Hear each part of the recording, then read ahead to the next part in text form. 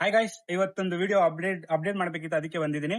So Yuvan ಅಂತ ಹುಡುಗನ ಹೆಸರು. ಜಸ್ಟ್ 21 ವರ್ಷ ಅಷ್ಟೇ ಅವನಿಗೆ. 21 ವರ್ಷಕ್ಕೆ ಒಂದು ಹುಡುಗಿನ ಲವ್ ಮಾಡಿರ್ತಾನೆ. ಆ ಹುಡುಗಿಯ ಒಂದು ಭಾವನೋ ಮಾವನೋ, ಅವನ ಹೆಸರು ಸಾಯಿ ಅಂತ. ಅವನು ಆ ಒಂದು ಯುವನ್ ಅನ್ನೋ 21 ವರ್ಷ ಏನಿದಾನಲ್ಲ, ಅವನ್ಗೆ 17 ಸಾರಿ ಚಾಕುವಲ್ಲಿ ಚಿಕ್ಸಿರೋಂಥದ್ದು. ಆ ಸ್ಪಾಟ್ ಅಲ್ಲಿ ಹೋಗ್ರು ಏನಿಲ್ಲ, ಅವ್ನ್ ಕುತ್ಕೊಂಡು IPL ನೋಡ್ತಿದ್ದ. ಬಿಕಾಸ್ ಆಫ್ ಅವ್ನ್ ಲವ್ ಮಾಡ್ತಾರನ್ನೋ ಒಂದು, ನಮ್ಮ ಅಕ್ಕನ ಮಗಳನ್ನ ಲವ್ ಮಾಡ್ತಿರೋ ಒಂದೇ ಒಂದು ವಿಚಾರಕ್ಕೋಸ್ಕರ 17 ಸಾರಿ ಚುಚ್ಚಿ ಸಾಯಿಸಿರೋಂಥದ್ದು.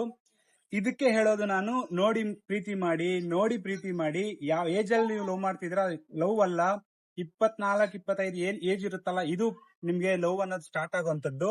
ನೀವು 17, 18, 19, 20, 21 ಈ ಏಜ್ ಅಲ್ಲಿ ಇರೋದೆಲ್ಲ ಅಟ್ರಾಕ್ಷನ್ ಅಷ್ಟೇನೆ.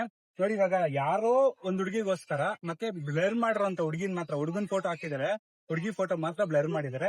ಇದು ನಮ್ಮ ಕಾನೂನು, ಇದು ನಮ್ಮ ಸುವ್ಯವಸ್ಥೆ. ಮತ್ತೆ ಹೇಳ್ತಾರೆ ಎಲ್ಲಾರ್ಗು ಈಕ್ವಾಲಿಟಿ ಬೇಕು. ಎಲ್ಲಿ ಈಕ್ವಾಲಿಟಿ?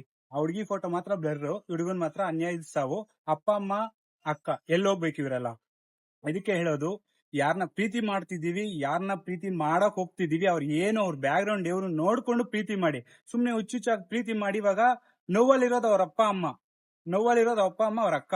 ಯಾರು ಆ ಹುಡುಗಿ ಸ್ಟ್ಯಾಂಡ್ ತಗೋಬೇಕಾಗಿತ್ತು, ಬಟ್ ಆ ಹುಡುಗಿನೂ ಸ್ಟ್ಯಾಂಡ್ ತಗೊಂಡಿಲ್ಲ. ಇದು ಟ್ರೂ ಲವ್ ಅಂದ್ರೆ. ಅರ್ಥ ಮಾಡ್ಕೊಳ್ಳಿ ಈಗ್ಲಾದ್ರು, ಯಾರನ್ನ ಲವ್ ಮಾಡ್ಬೇಕು, ಯಾರನ್ನ ಲವ್ ಮಾಡಬೇಕು. ಅದಕ್ಕೂ ನೀನೇನ್ ಹೇಳೋದು, ನಾವೇನ್ ಕೇಳೋದು ಅಂತಂದ್ರೆ, ನಿಮ್ ಲೈಫ್, ನಿಮ್ ಇಷ್ಟ, ನಿಮ್ ಪ್ರಾಣ. ಯಾರ ಕೈಯಲ್ಲಿ ಎಲ್ಲಿ ಬರ್ದಿರುತ್ತೋ ಗೊತ್ತಿಲ್ಲ. ಮರ್ಯಾದೆ ಹತ್ಯೆ ಅನ್ನೋದು ಇತ್ತೀಚೆಗೆ ಹಿಂಗ್ ಆಗ್ತಿದೆ, ನೋಡ್ಕೊಳ್ಳಿ. ಬಟ್ ಇನ್ನೊಂದು ಹೇಳ್ತೀನಿ, ಅನ್ಯಾಯದ ಸಾವು ಗುರು. ಯಾರಿಗ್ ಬೇಕಾಗಿತ್ತು? ಆ ತಾಯಿ ನೋವು ತನ್ನ ಹೊಟ್ಟೆಲ್ ಇದ್ದಾಗ 9 ತಿಂಗಳು ಹತ್ತಿರ್ತಾಳಲ್ಲ, ಅವಳಿಗೆ ಮಾತ್ರ ಗೊತ್ತಿರುತ್ತೆ ಆ ನೋವು. ಅವ್ರ ತಂದೆ ಮಗ ಇಲ್ಲ, ಫ್ಯೂಚರ್ ಅಲ್ಲಿ ಅವ್ರನ್ನ ಯಾರು ನೋಡ್ಕೋಬೇಕು?